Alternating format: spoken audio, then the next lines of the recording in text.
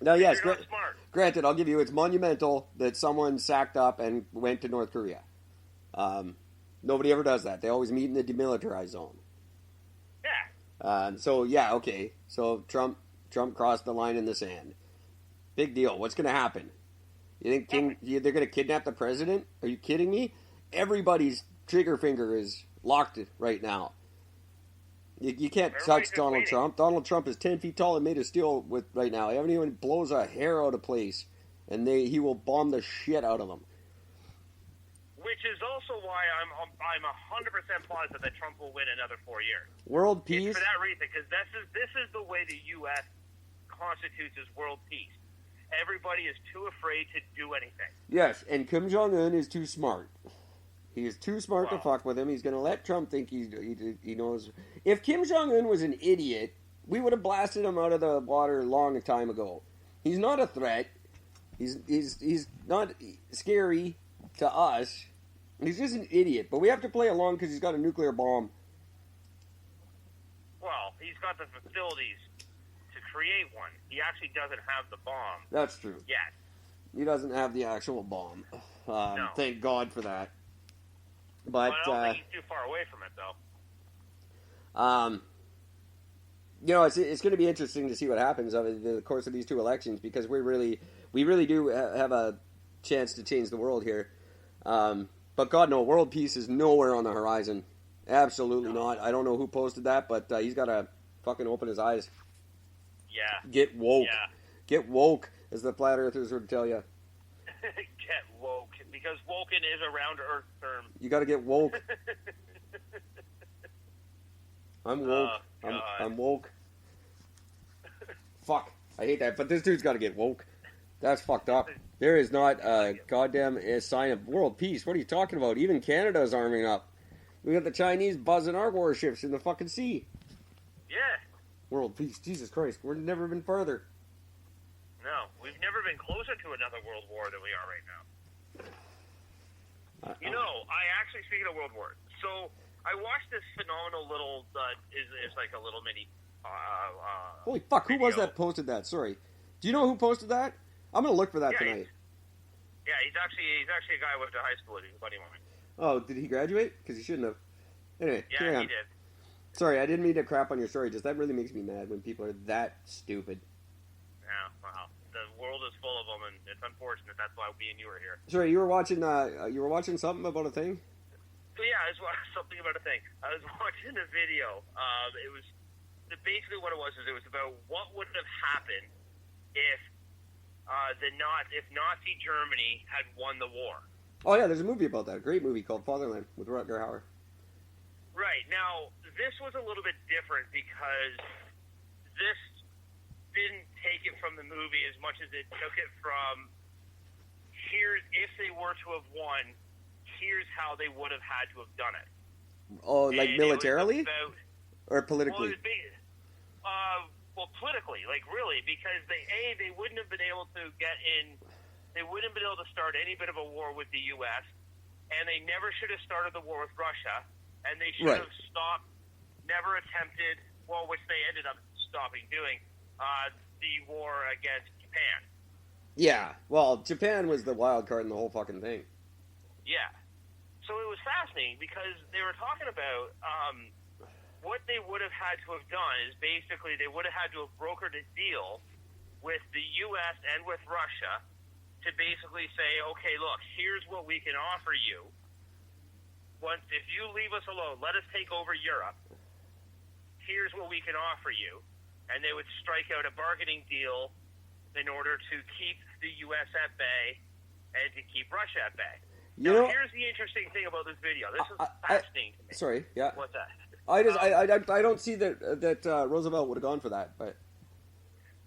Well, no, and that's the whole thing. That's why it never happened to begin with, anyway. But if Hitler, instead of looking at it as worldwide domination and actually more looked at it as more of a localized domination, yeah, that makes sense. He could have gotten away with it.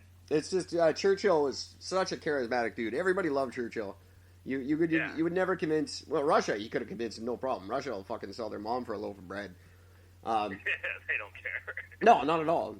Not one bit. But the yeah. wild card in the whole thing, though, and this was fascinating. I'm interested to see if you can guess this.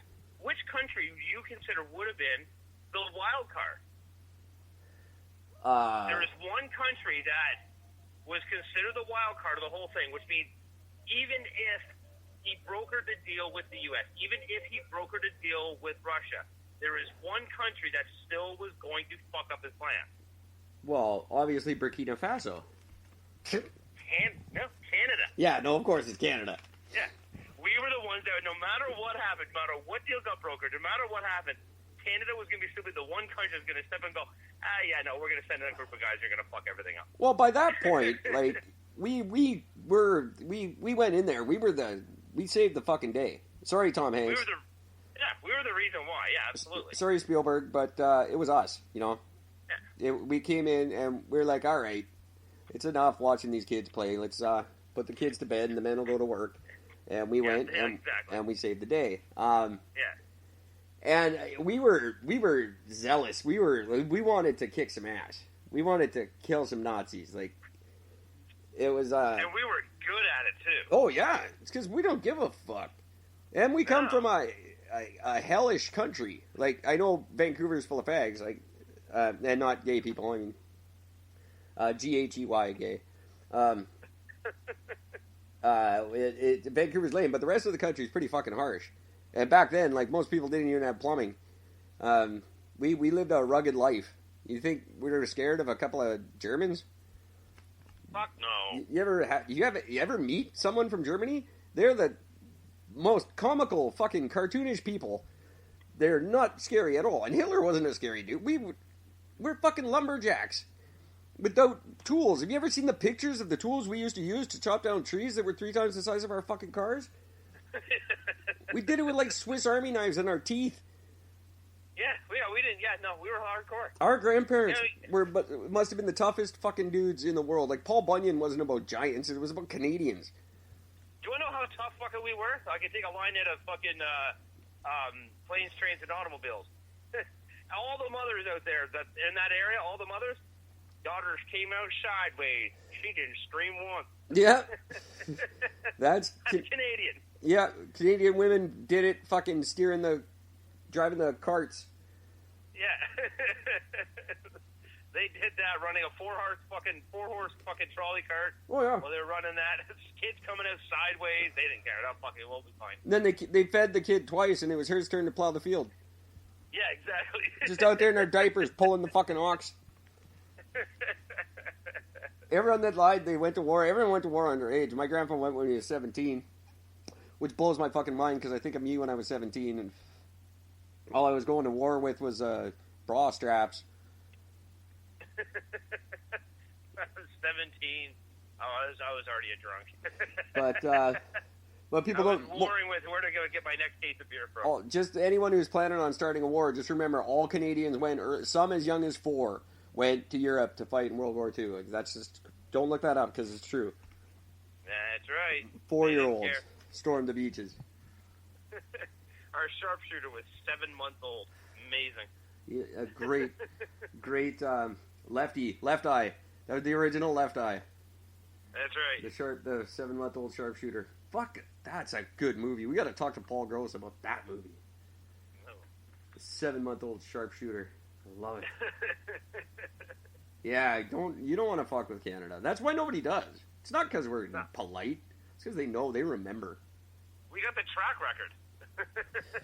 They remember. We don't need a massive army. We literally need 25 guys. Yeah, exactly, right? That's all we need. And we will fuck everybody's plans up. That's I would love to see. I vote for the guy who does that. Anytime a country says in like a UN meeting, how come you don't have a bigger military? He's like, come find out if we need it. Well, you could actually you could take a line from 300. You know, you have an army. You have an army of 300. You have an army that's so small. What do you do about my vast army? Well, let me ask you something. Yeah, what do you do for a living? I'm a farmer. What do you do for a living? Well, I'm an architect. What do you do for a living? I fucking plant weed. Congratulations, men. What do you guys do for a living? Fucking war. Yeah. That's Canada. That's the Scottish in us. Some of it. And the Viking. We're fucking Vikings and Scots. Jesus. You gonna fuck with us? No one fucks with us. Anyway. No, just don't bother. Don't let it, the fact that we put one of our women in charge fool you. We don't give a fuck. You know that kid's like just barely older than you, hey? What's that? Trudeau. I didn't realize how young he actually is. Yeah. No, he's what, 47? Yeah, he's 49 this year. 49. There it is. Yeah. 49 years old, little guy. Cute little guy. I give him I take away some of the issues now, like that I had with him. I didn't realize he was that young. Like, well, the next guy we're gonna vote for is gonna be geriatric. I guarantee. Because we're like, fuck it. Because it was hard to convince people to let him run. I remember people thinking he was too young, and then look what he did. Yeah. I haven't talked to an old person about him because they don't talk anymore. They're that angry. But I wonder what they think. Definitely interesting to know. That's for sure. I know what I think, and I'm keeping all my eyes are on Atlanta in this fucking bullshit because Andrew Scheer is he can't wait to hear that. He can't wait for abortion to be illegal in the States. That gives him such a hard on.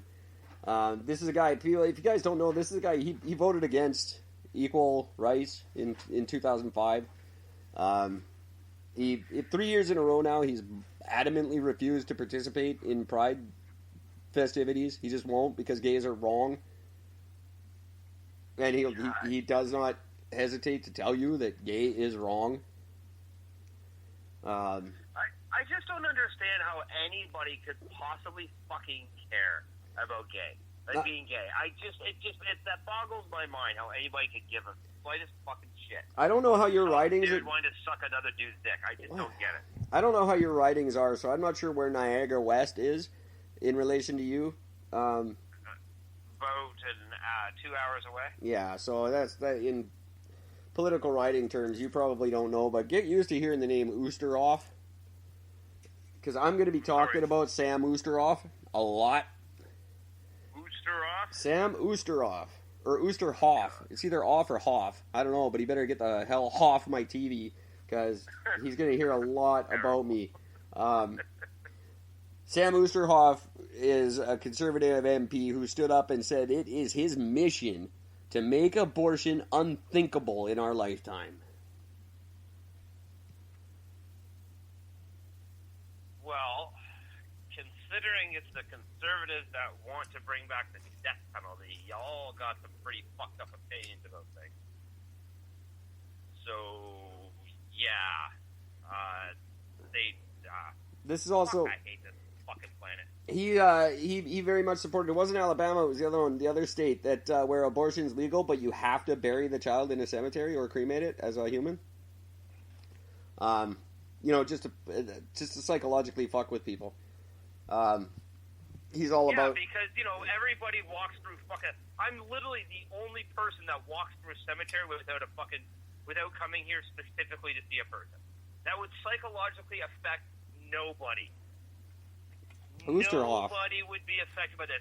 Name anybody that I'm talking. Anybody listening. When was the last time you walked around a cemetery and checked out the fucking gravestones and read them? I don't think I even did it in Kelowna. I was before I was 10 years old. I was in Brandon, Manitoba. We used to cut through. It was on the way to Kmart. Yeah. Did you read any of the headstones, or did you just fucking cut through? No, I had an uncle who made headstones, so I didn't really give a fuck. Right. Wait, your uncle made headstones? Yeah. Why am I just hearing about this? What the fuck? It's my family business. What the hell? I don't know. They probably know him. Ken Hunt is in Winnipeg. No, I don't think. No, my parents didn't. Oh, they might. I don't know. They might know him. He did good work. He did a real nice one for my dad. Gave it to us for free. That was nice of him. That's really nice. Yeah, it was really. That was my big concern, to be honest. And he really came through. It's very, very cool. Then he told me not to call him anymore. And that was nice too. Fuck you, Ken. Yeah, pretty much. Well, that's a whole nother podcast getting into that kind of shit. Oosterhoff, I tell you, buddy, I would almost want to leave BC just to come and not vote for you, you psycho. I'm not shutting up about this guy. Oosterhoff's my new Dougie Ford. Doug Ford, you can do whatever the fuck you want until this Ustroff guy's dead. All right. I'm literally miking my